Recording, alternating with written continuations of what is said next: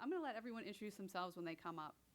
But I will say that, that the group of us, the three of us, are all partners as part of the Digital Public Library of America, and we're each partners in a different way. So I work at sort of the center of this hub at the DPLA, working with partners to develop content and opportunities for participation.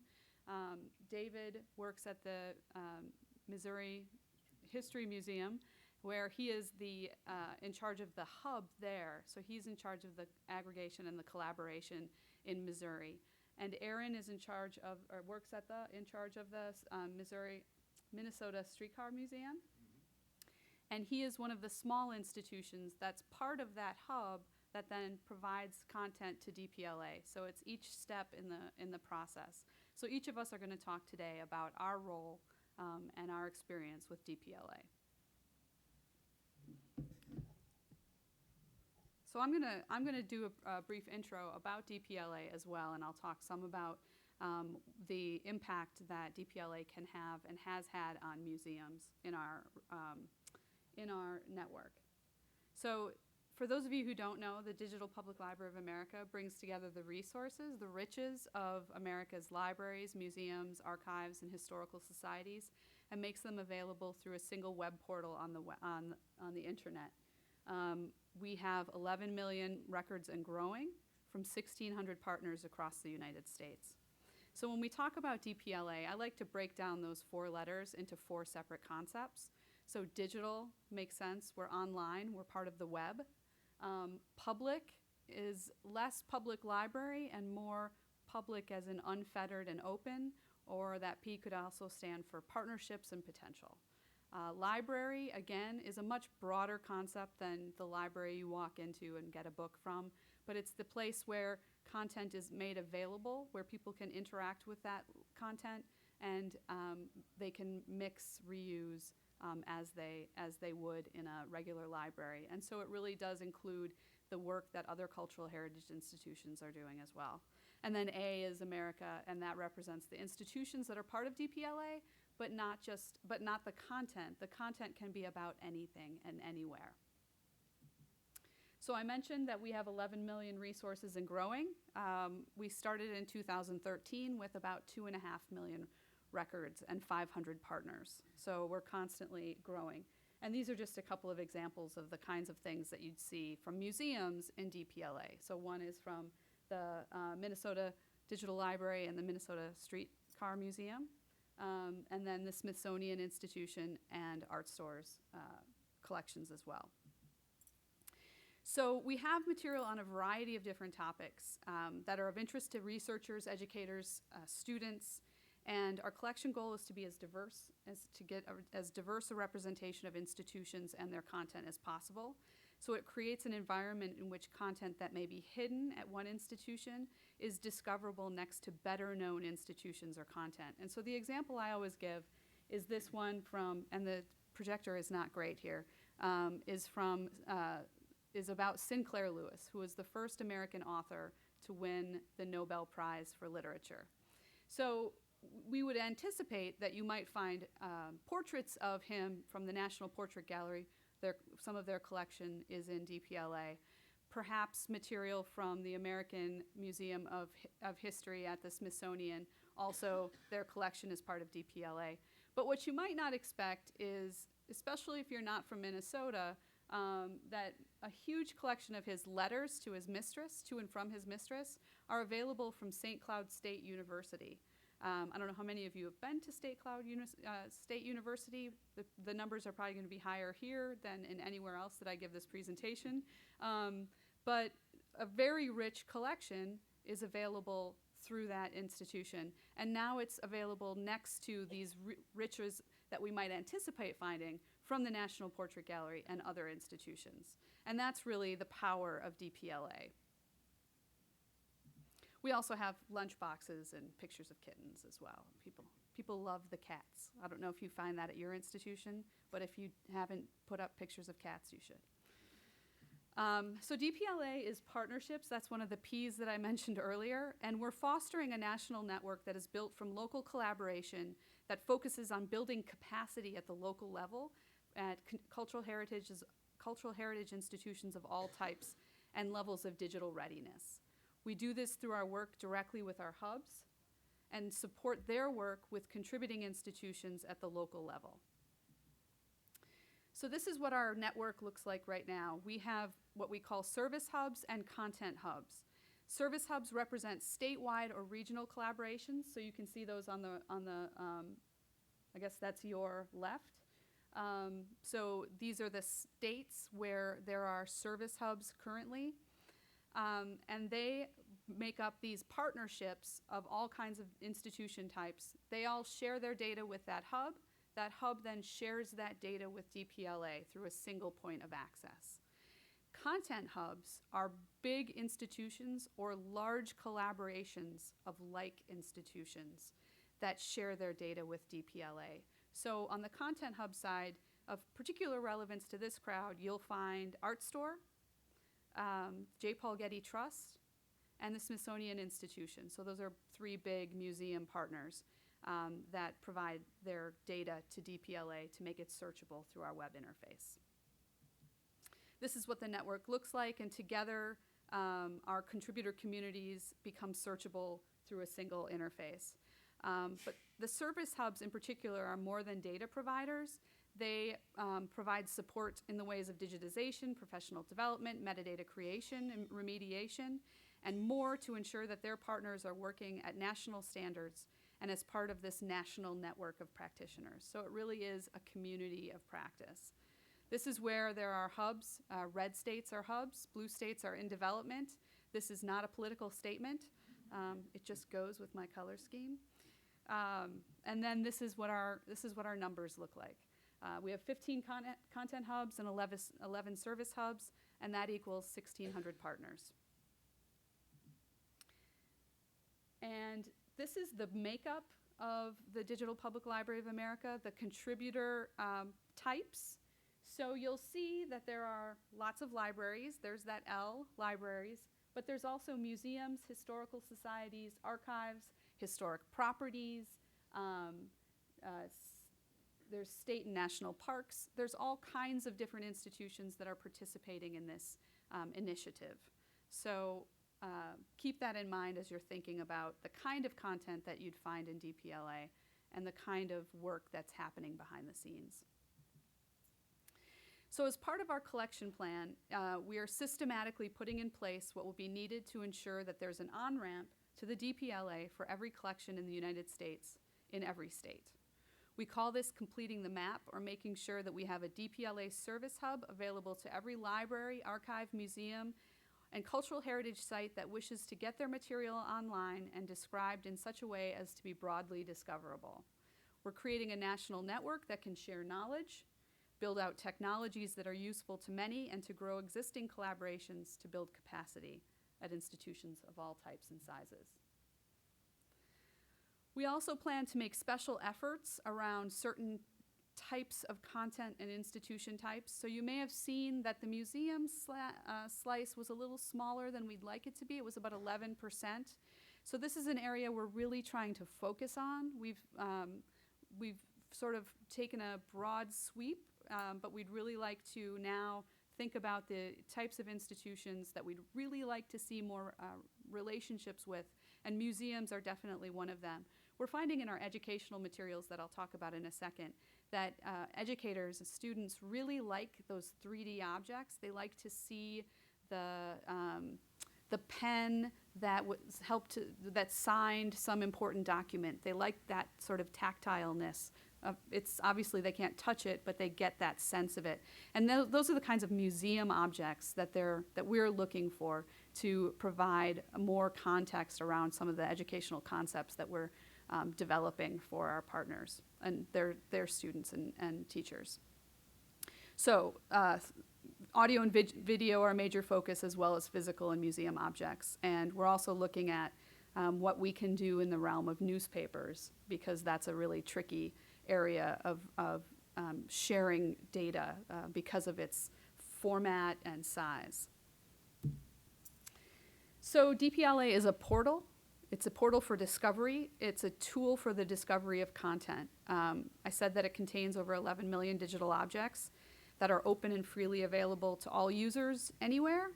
When we discuss the DPLA as a portal, we like to emphasize the one-stop shop idea, and this goes back to the Sinclair Lewis search I showed you earlier and his love letters. So through the portal, you can access many collections with related content and see connections between that content in new and unexpected ways. So as part of our collection goal and in support of the national platform, we're working with our partners to ensure that their data is interoperable as possible. Equalizing data quality, which I know is a challenge in every institution, happens in collaboration in DPLA with the data contributors themselves who are working to improve, remediate their data, the hard work of the hubs who are guiding that remediation, and then further enrichment by DPLA staff. So it's really a partnership to get data quality up to a national standard. It means that we can, because we're doing that, it means that we can create exciting tools for the discovery of content, and those include things like our map, our interactive map, our timeline, and then a searchable bookshelf as well. And that's all available through the portal. We're also spotlighting the gems of our partners' collections in educational and curated exhibitions and sets to provide more interactive experiences with our users. So you can imagine that 11 million digital objects can be a little hard to sift through, especially if you're a student looking for primary source materials. And so we're working with educators and other professionals to establish baseline goals for the development of tools directed at teachers and students. And so just recently, we went live with a set of primary source sets that are directed at educators. It's K through 15, so it's a broad range, but they're on different topics, and they really highlight the gems of our collection. And we're already seeing great use in those. They've only been out for about a month.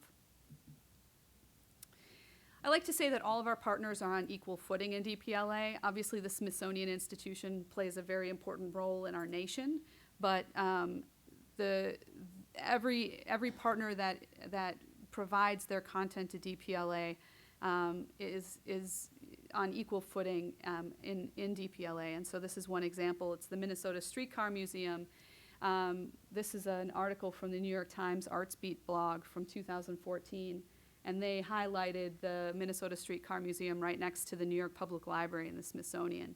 And because of that, traffic increased, and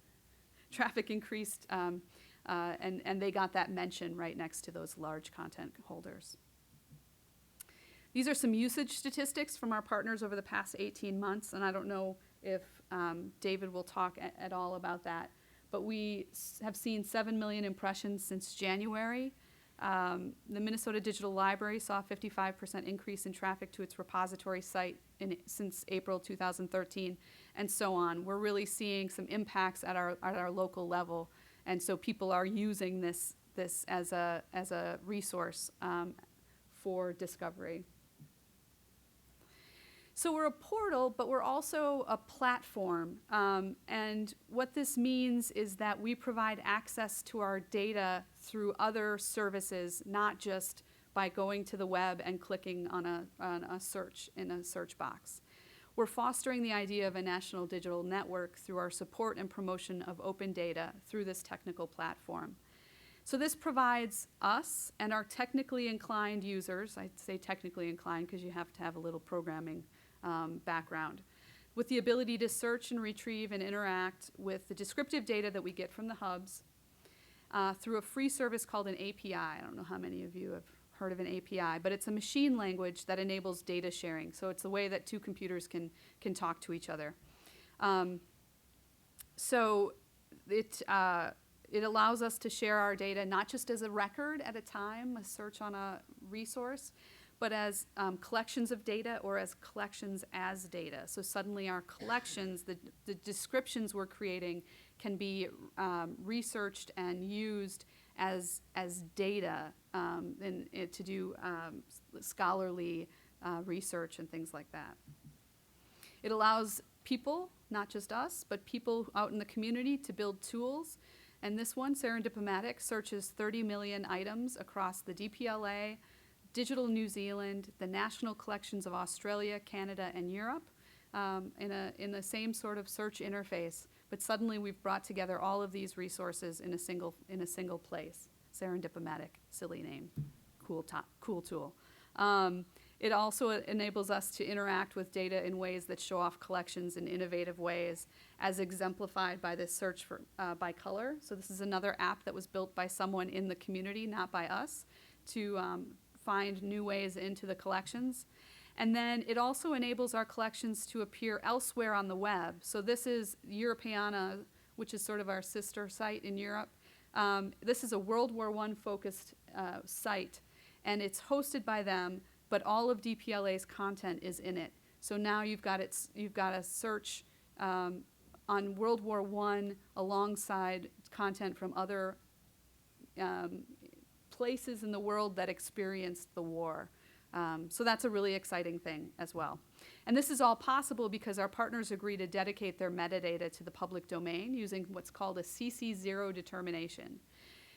So the CC0 determination enables creators of copyright protected content to waive all copyright restrictions or interests in their work and thereby place them completely as possible into the public domain.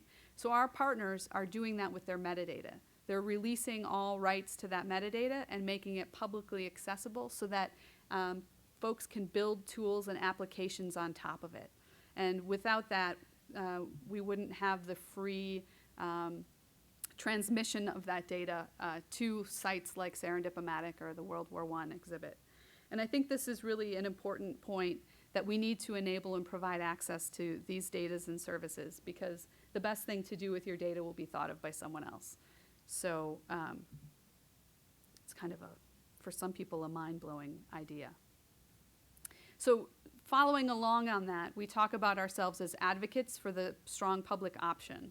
So what this means is that we are always pushing or helping people to move closer to a more maximally open option for their content. So for most of American history, the ability to access materials for free through public libraries has been central to our culture. And not just public libraries, but public institutions in general. The DPLA works with others to ensure that this critical open intellectual landscape remains vibrant and broad in the face of increasingly restrictive digital options. And we're seeking to multiply openly accessible materials to strengthen the public option that libraries represent in their communities. And I think, again, I'm saying libraries here, but it really is broader than that. Museums are also representing this concept more and more in their communities as well. So we believe in being a voice for best practices in galleries, libraries, archives, and museums, and we want our partners to join through advocacy and implementation. And together we want to promote maximal openness and reuse. And here I'm not just talking about the metadata, I'm talking about the resources in our collections as well. Because I think we need to really understand what delivery expectations our users have. Most of us now know that our users aren't going to come to us. The users who come to us to ask for permission know that if they don't ask permission, they could get in trouble. The publishers, folks like that. But the general users, the students, they aren't going to come to us and ask for permission. So we need to come to them on their playing field and make sure that they're getting what they need from us in a way that makes sense to them.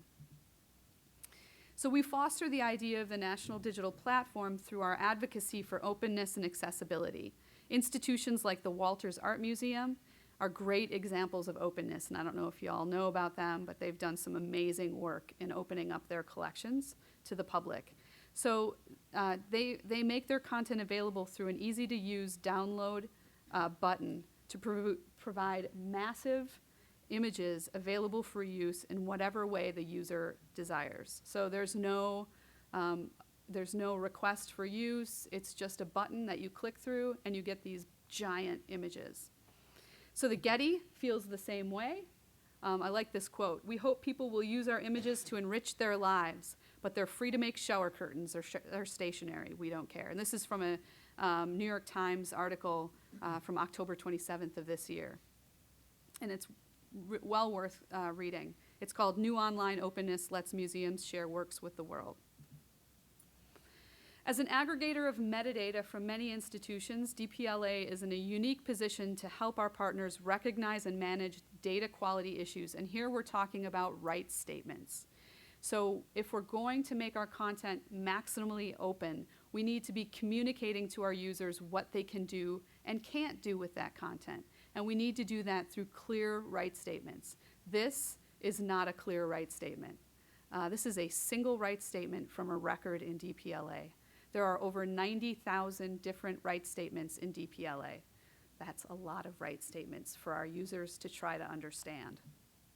So to this end, DPLA was awarded a Knight News Challenge grant in mid-2014 to support the development of human-friendly and machine-actionable rights statements. With our partners at Europeana and legal scholars across the US and in Europe, we are working to create a clear set of statements, a framework, which is kind of like a control vocabulary, but it's more machine-friendly, that can be used by cultural heritage organizations to better communicate the status of the materials in their collections and open up the possibilities for appropriate sharing of our rich content with the users who want and need them. So the release of the white papers on that statements framework came last month, and it's available at this link. So you can see the different statements that have been developed. And they're available, they'll be available through the full rights statements.org website later this year. That should be functional and up and running. So this is an area that we've all been thinking about for a long time, and it's time that as a community we embrace the ideas of interaction and reuse in the digital sphere. So I want to mention two other projects real quickly. I think that one of them in particular touches on this community, and that is the International Image Interoperability Framework. This is a way of sharing images without sort of losing control of them, which for some people is really important. This gives scholars an unprecedented level of uniform and rich access to image-based resources hosted around the world. So you host your images, you have a IIIF server, and we can go and grab those images, but we're still linked back to your site. So it's not like we're downloading and uploading to our site. It's an actual link that remains connected to your site, so you get the pingbacks and the kinds of things you want for statistical purposes. So this is they want to define a set of common application programming interfaces that support interoperability, and they want to develop, cultivate, and document these shared technologies, such as image servers and web clients that allow this connection to be made. Okay, so last I want to mention Hydra in a Box. This is also a big community project that DPLA is involved in, and it is a tool that will help to build a repository infrastructure. So we all use different repositories to host our digital content. I know we do. There are museum domain repositories and library domain repositories and archives domain repositories, and within all of those domains there are several options.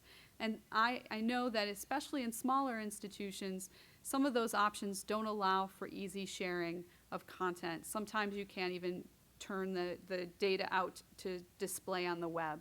And so the Hydra in the Box program or project is to develop a open repository system that can be used by anyone to do this sort of repository data management. And it will allow standalone systems to talk to each other. So instead of us using different systems, we can all use the same one, and it will communicate. We can share data between them much more easily.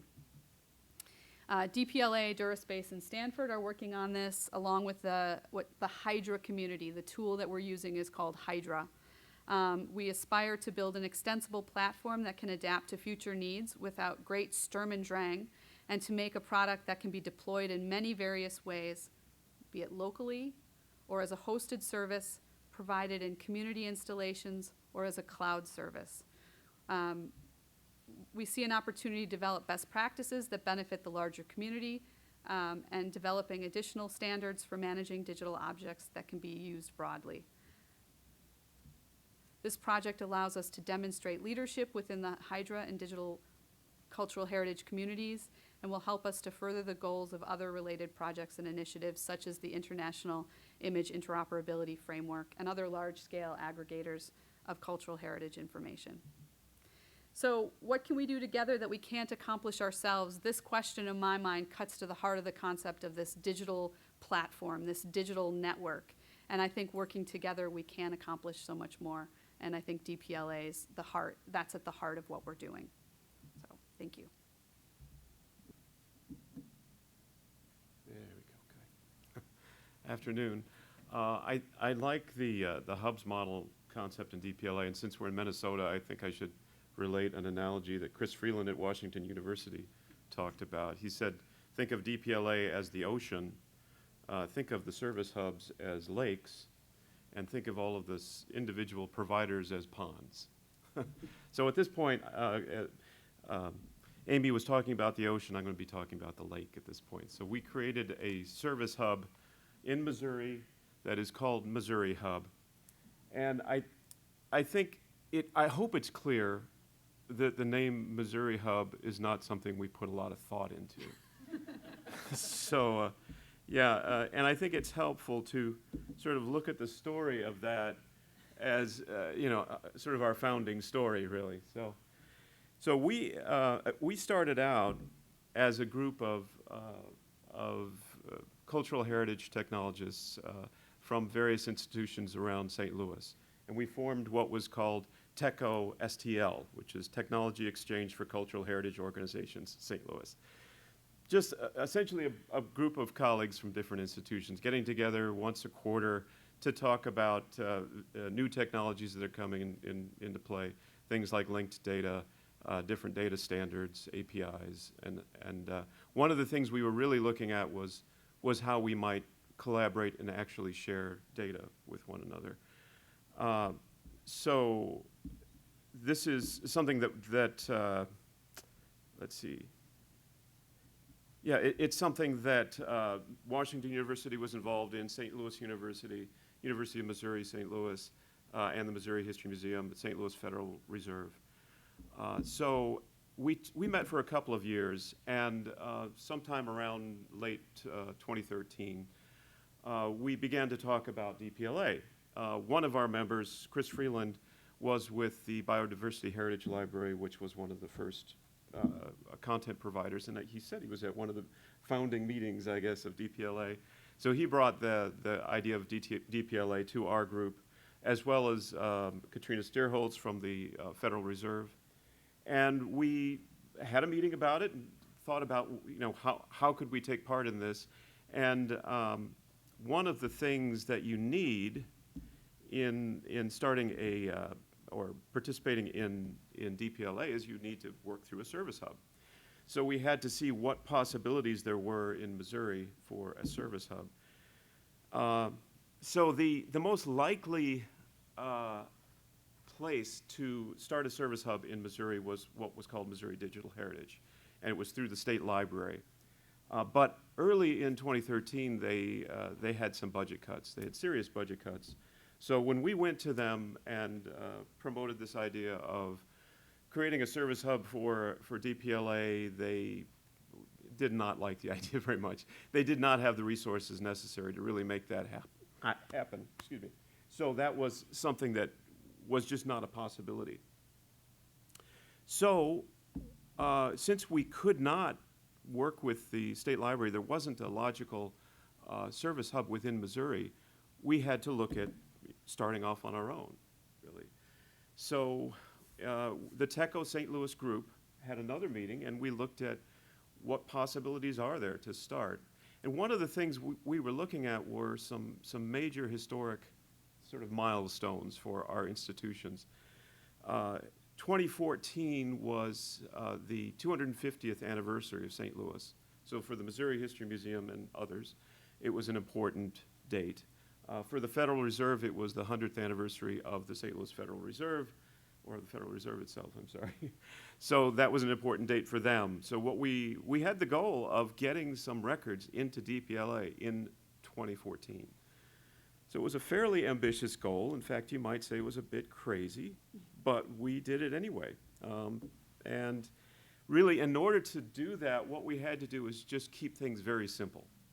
So that was sort of our motto as we were looking into how we go about this. So we looked at certain things right off. Most of the service hubs already had portals, so we thought, well, do we need to have a portal? We threw that out. We don't really need to have a portal to be a service hub. We also looked at, the possibility of organizing meetings around the state to garner interest and just talk about how we would do this service hub. We said we don't need to do that right off. We have enough partners we can start with. The other thing that we talked about was the name. So it's at one point, we had it on the agenda, and we did talk about various names. And there was a fairly good name, I thought, at one point, called the Digital Confluence. But there were enough objections to that, we decided, okay, we better table it. But as we were moving forward, I was faced with some forms to fill out for Missouri, for the service hub. And so I had to put some name down.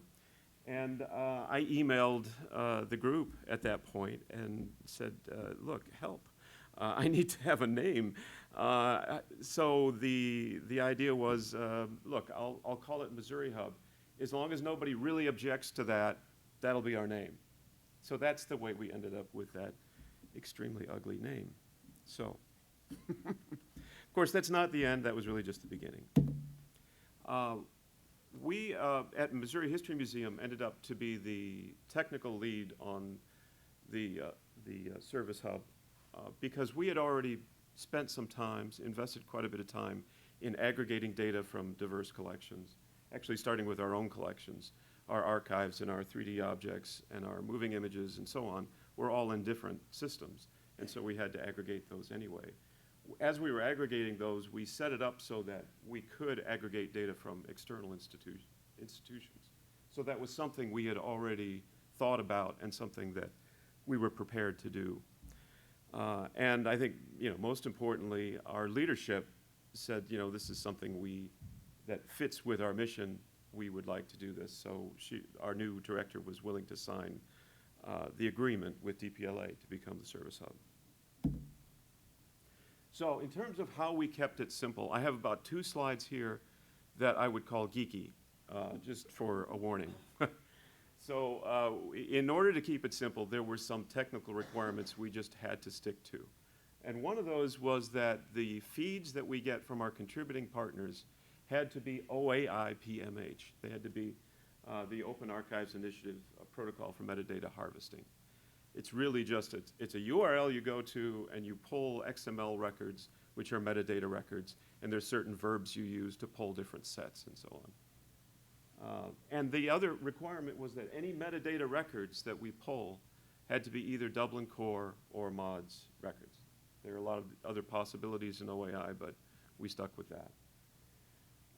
Also, every institution that we worked with had to have a technical content that knew enough about those records that we could get a good response time in terms of making changes and so on. So that was another requirement. And then finally, and maybe most importantly, all of the records had to meet the necessary requirements of DPLA.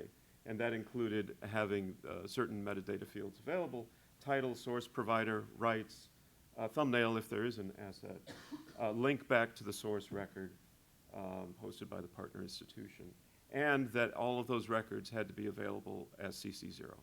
So they had to be open public domain. So we started with this, and again, it was a fairly ambitious plan. Once we got into the details, there were certain things that came up, so it wasn't quite as simple as we thought, but we did make it in the first year. I would say that just about every collection we looked at had at least one of those requirements that was either missing or a problem. So we had to deal with that.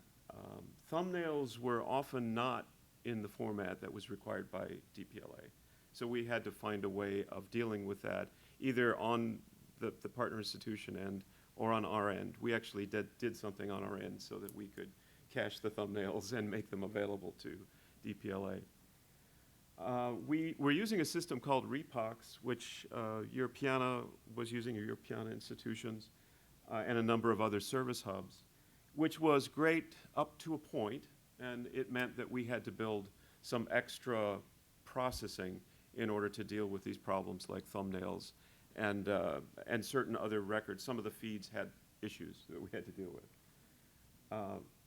As we were working that first year and we were looking at some other potential partners, I would say one of the things that came up was the CC0 requirement, I would say was scary for certain users. And I think it was scary because immediately they thought of everything and just throwing away the farm, I don't know. But we did have to work through that with a number of partners.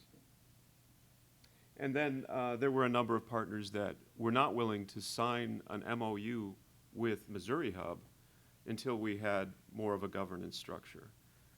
So it was a very loose structure in that first year. So I can say that at this point, our first year, I would say, was pretty successful, given the very simple goal that we had. We did get 90,000 records into the DPLA. We have 10 partner institutions. I think a really important point is that we are seeing an uptick in our own collections on the websites. I don't have an exact percentage, and I think it's interesting the way you look at that, because there is a percentage, there are stats from DPLA, and we can look at our own websites, but we're also expanding beyond what's in DPLA. So there's the Umbra collection that I think is University of Missouri, University of Minnesota, an African American history collection that we're now taking part in. There are exhibits that have been developed through DPLA. A good one was this Women in Aviation exhibit. You remember that one? Mm-hmm. So we have some items in our collection about some women aviators. There's this one, I can't remember her last name, Marie, who was a wing walker in the 20s, and we have these great photos of that. Now this is in a collection about women in aviation in the context with a lot of other collections. And I think that's great. That means it's something that people can discover through that context. The quality of our metadata is improving. There's still a lot of room for improvement. And the right statements, I think, are a big problem on our end, but I guess everybody's got that problem at this point. Yeah. And we're also, in this process, we did see some improvements in metadata quality, and it's something, we now have a framework where we can improve quality of our partners' institutions in terms of the data that gets to DPLA. And also, I think an important point in this that I guess goes back to TechOSTL. The reason we did TechOSTL is that we wanted to be part of the cultural heritage and technology community in our area, and this has been a great vehicle for that too, and just having that built-in collaboration, so I think it's great. So where we're headed, about a month ago we met in Kansas City, and we really had our first official meeting as Missouri Hub. So we approved bylaws, and we elected the officers at that point. Missouri Digital Heritage, the Missouri State Library, is now a partner with Missouri Hub. And they were actually waiting until we got to the point where we are a little more official. So they're now on board. Given that, and some of the other partner institutions we have in the pipeline, we'll likely see at least a doubling of our collection, I would say, in 2016. So one of the things we want to look at going forward, along with the continued work improving metadata, is looking at going beyond those very minimal standards or requirements that we started out with. We can look at bringing more museums online if we can expand on that and look at tools like, what's the name of the small collection, Past Perfect, for example. Those kinds of tools are being used by a lot of smaller institutions, and we should find ways of including them in this collection. So, and also we want to grow along with DPLA. And we see that as a partnership too. As I mentioned before, one of the things we were talking about in the TechOSTL group was linked open data. And we'd like to use more linked open data in Missouri Hub and make it available through DPLA. And I know the new metadata standards at DPLA can include linked open data. And that's something that's, as far as I know, in the plans going forward. So we will do that. Also, as Amy mentioned, the IIIF image standards is something that we want to promote. We have been doing that at the Missouri History Museum, but we can encourage our other partners to do the same and help them with that. So that is pretty much where we are. I guess we're going to take questions at the end then. Yeah, you want to cue me up there? Oh, yeah.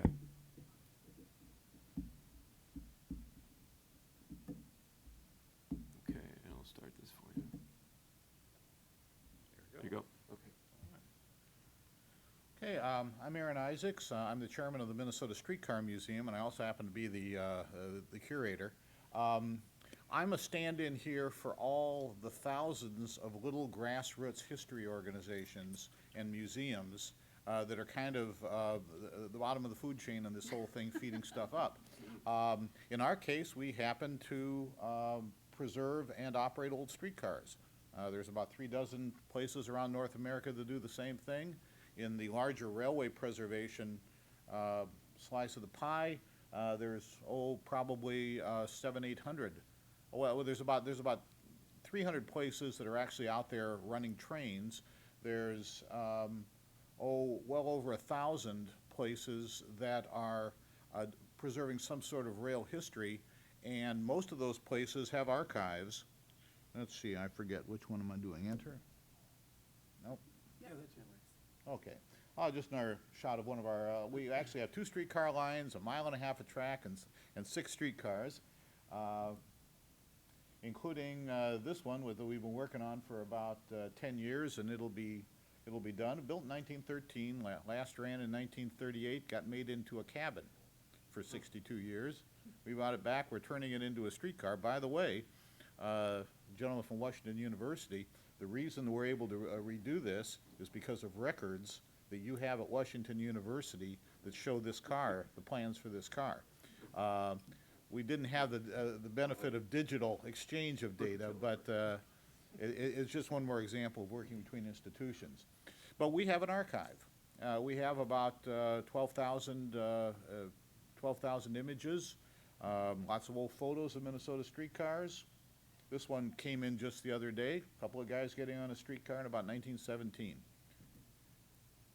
And lots of pictures of the people who ran them. It snows in Minnesota, so you got to plow the snow. Company advertising materials, they had their own set of boats that they take the streetcar out to Lake Minnetonka west of town here, get on one of these boats, which was built by the streetcar company and furnished the same as the streetcars. And interior advertising, this is Minnesota, so by gosh, it's Kildall's lutefisk, don't you know? And a local product. I have eaten lutefisk. I'm not going to do it again. If you talk, we have many people of Norwegian extraction here, and they say things like, never again. It's kind of like fish jello, hot fish jello. Let's see. We have a fairly large set of plans that were done by the local streetcar company, and this thing here is about 6 feet long. And documents, advertisements. This is during World War II when the work hours were staggered, and they wanted, if you were shopping, get home before the rush hour because we don't have room to move you. And then of course lots of photos. Now, I got involved about 6-7 years ago with the Minnesota Digital Library because I heard about the program. Actually, they approached us. They were out very actively recruiting for people. And what I saw this as, our collection is not open to the public. It's in my basement. And we're all volunteer. If we had to pay anybody a salary, we would go out of business because we do this on not much money. This also makes us very typical of small institutions. But we have this rather good resource. And the first thing I wanted to do was to simply make this available to people because we're supposed to be an educational institution. We carry about 35,000 people on our streetcars every year, but almost nobody was seeing the photos. And this photo collection also has turned out to be an interesting resource. So I wanted to get them digitized, or at least I want to get the good ones digitized. And so I've got about 2,000 of them on the Minnesota Digital Library, and those are my best images. But there turned out to be an unexpected benefit that I didn't think about. And that is, this is a picture of the corner of Selby and Fairview Avenues in St. Paul. Nobody else has a picture at the corner of Selby and Fairview, and this is because back in the 40s and 50s, there were trolley fans, an odd little subculture, which we perpetuate.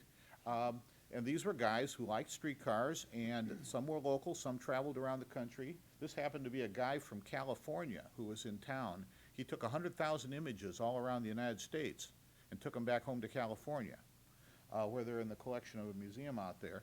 And these guys would run around taking pictures of streetcars. Now, so we've got all of these pictures where if you look around the streetcar in the corner, in the center of the picture, it's a local street scene in the residential neighborhood, and nobody else was taking this stuff. And so this has wound up becoming a resource for historic research, for people who are doing genealogy. And so now the folks who, a group called the 106 Group, and there are others who do the historic research on buildings and sites and all that that's required, they call us up all the time. Do you have something there? Often we do. For genealogy, we've made a wide collection of these, and because the guy's number is up on his hat, and we've got a database of the numbers that correspond to the employees, we're helping people find their ancestors through the photo collection. And so this is just our activity on our site in the last year. Now, it's not big numbers compared to a lot of people, but for us it's huge. We've had 3,900 users, 4,800 sessions, 48,000 page views, each page view being a photograph. And because they're in Minnesota Digital Library, which is searchable across all those collections, not only that, we're able to find the stuff that's in the other libraries, which is one reason I'm looking forward to DPLA and getting more stuff on, because there's probably other of these trolley guys from elsewhere in the country who are wandering around and their photos wound up in somebody else's collection. By the way, the other hat I wear is I'm the editor of something called Tourist Railroads and Railway Museums magazine, which is now actually an online publication for the Association of Tourist Railroads and Railway Museums. And we're the trade group for outfits like us. And I'm going to be doing an article on this because all of our members have archives, and they all want to share. And we're going to start encouraging them to get involved. So that's my quick little story. We'll have time here for questions. Yep, great, thank you. I probably should make a clarification that Darren is from the Mercantile Library in St. Louis. So it wasn't Washington University. Yeah. So anyway. Oh, I'm sorry. I got Washington. Want to give credit where credit's due. Yeah, excuse me. I got that wrong. Oh, that's all right. And we actually have two sort of MDLs in DPLA. Well, we have the MH, the Should we be using Missouri the Hub. microphones now? We have the- bad, or yeah. the hand mics or something? We have the Missouri Hub, and then the hub that Aaron is part of, which is the Minnesota Digital Library. So those are two hubs that we're representing here today. And this isn't Tom, but I'll talk loud. So we have time for questions now, and we have microphones that we can hand out if you so wish to ask us a question.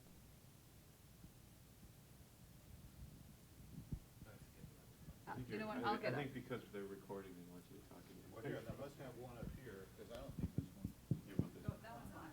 it's on sort of, okay. Wow. So Amy, you said that the DPLA wants to help establish best practices, but you also said that they're involved with the Hydra in a Box program to create sort of a standard way that everyone can get stuff online. My institution is an Islandora institution, and our technology stack is not the one that was picked by the best practices establishing organization. So is there anything that you could say about that project, best practices and favoritism, or choosing winners, since we all have diverse different technologies, and nobody does Ruby in my shop? Yeah. But Gosh, I don't don't know if I can answer that question. I didn't mean it so harsh. Yeah, I think that there was a lot of research that went into the decision, and what they found is that Hydra is the most flexible of those systems. So Hydra, I'm not representing the tech staff, so I'm going to give you a very basic understanding of Hydra. The reason it's called Hydra is that you have sort of one body, one sort of technical infrastructure, and that is based on Fedora, which is also what Islandora is based on. That's the Aura in Islandora. But then Hydra has all these different heads that you can use in different ways. So you build a repository interface and then other types of tools off of that body. And I think that the flexibility of that system is what was so attractive to the folks who made the decision to use it. Now, because you're using Fedora, there may be ways to bring those two tools together or create some interactions between those tools. I think where we run into problems is when we have, I'll just toss out Past Perfect since we mentioned it earlier, which is a very specific domain, a tool for a very specific domain. We see it used in museums and historical societies. And one of the problems with Past Perfect is that you can't get the data out. So our hubs grab data from different types of institutional repositories. And David mentioned OAI PMH, and that's one of the protocols that's used to get that data out. Past Perfect doesn't have a way to do that. So instead of building siloed collections, we're looking at ways that we can all build from the same set of tools or invest in the same set of tools that may be hosted so that we can begin to share this content across institutions and do things like find and explore content in new ways. So I'm not sure I answered your question, but I sort of answered around your question. I wonder though, can Yeah, I go add ahead. to that? Isn't Hydra in the box? Is this one on? No. Is it on? Okay. Is Hydra in the box? And I'm partly a question to Amy. It's to come up with an option for partners, not necessarily a requirement, an exclusive requirement for processing, right? It would be It's an option. It's not a requirement for Right. participation in DPLA. Yeah. It's just one option. Yeah, that was all I was going to throw into is that, right, it's just you're going to continue working with all kinds of different tools and services, but at the same time it can become and I tweeted out earlier, you can read the actual grant proposal that got funded if you're interested and see how it was sort of framed, because I think it's useful to get that kind of context on it too, because it has potential need impacts for DPLA, but it also has, potential need impacts for all the other places that might get picked up and used. Yeah. There was a question behind you.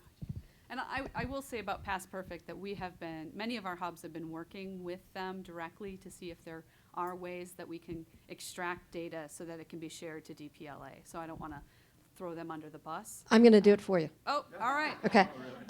So I know I just walked in the back door, but I walked in at the perfect time. And that is to say that in this issue of flexibility and siloing and all of those sorts of things, it is like make one last plug, which we shouldn't have to make here for open source solutions. One of the reasons that Past Perfect is so pervasive amongst small institutions is AASLH gets a kickback for the discounted subscriptions that their members get access to. So you're an AASLH member, you get a discounted Past Perfect package. And so some of us who make some other open source solutions don't love that. But that's part of the ways that they get folks locked in, and open source isn't about being locked in. Right. So many hits. So collection space is that no, never mind. Yeah, Yeah, collection space is absolutely open Yes, source. so that's an open source alternative. Collective access as well. Yeah. Right, and on the publishing end, a little plug for Omeka, and I'm going to pass that off.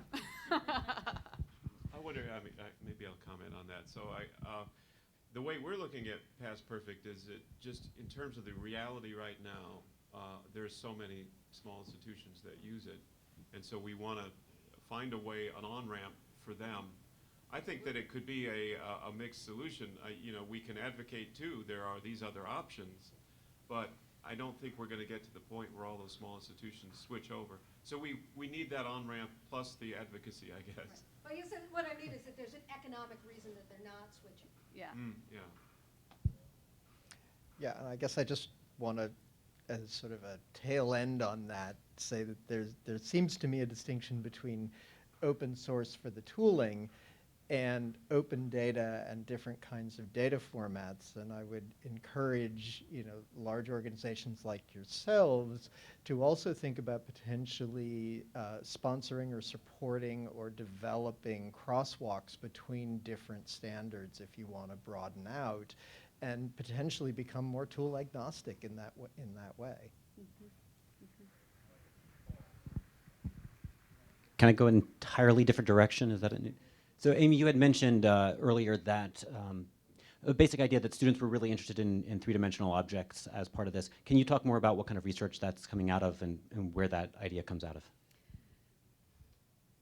I can't give you research. It's really anecdotal at this point, but we're seeing, as we build exhibitions and as we build our primary source sets, so we have an education team that has been involved in building the primary source sets. We have educators from K-12, well, it's K-14 basically, and what they're looking for their students are not just photographs, but objects that they can point to, things that represent history in a very real sense. And so it's really coming from that population that we're hearing that. Hearing it from the teachers themselves. The teachers themselves. Yeah. Okay, thank you. Yep.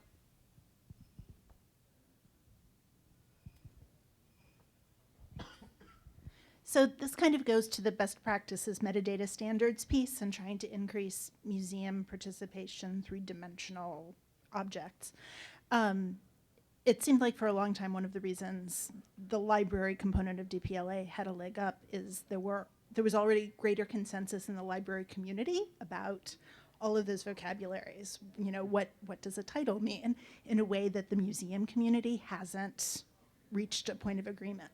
And I think one of the reasons systems like Past Perfect can be attractive is they come with this built-in vocabulary, and so there's more a point of connection among institutions and a user group that kind of is speaking the same language already. Mm-hmm. And could you speak a bit about kind of the development of best practices for dealing with those three-dimensional objects? Because I feel like there are lots of conversations going on, but we haven't reached the point of commonality yet. Yeah. I'm not sure that I'm the right person to address that.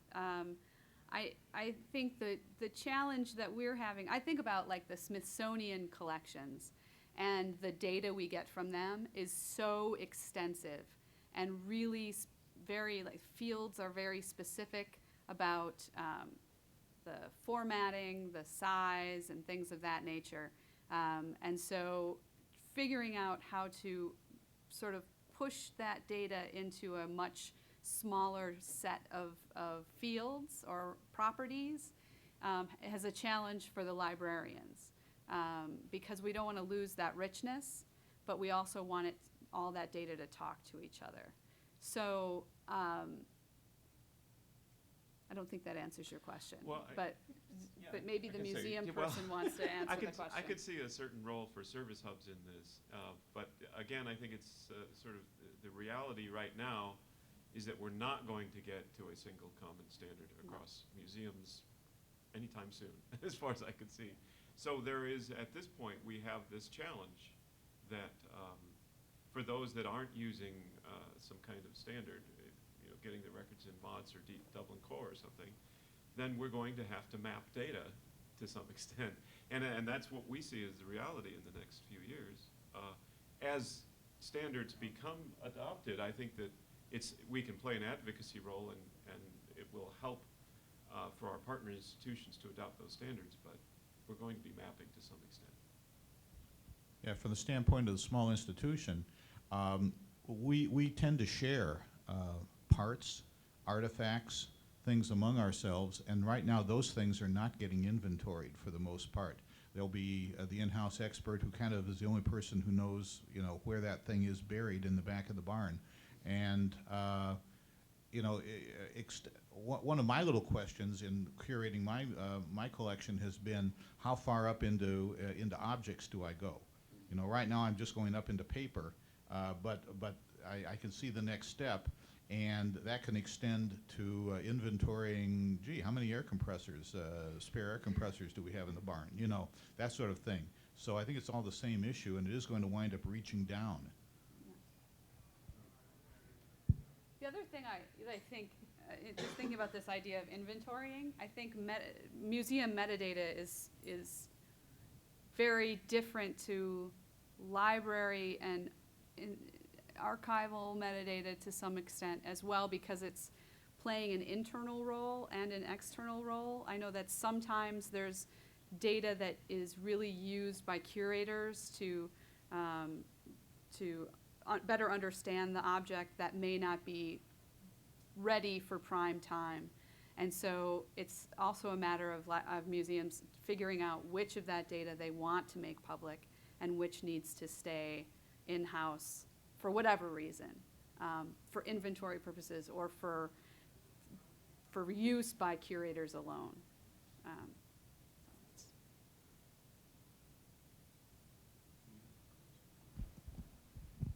How are the service hubs and content hubs funded, if at all, or is it just their own service, or is there a grant program where you bring them on?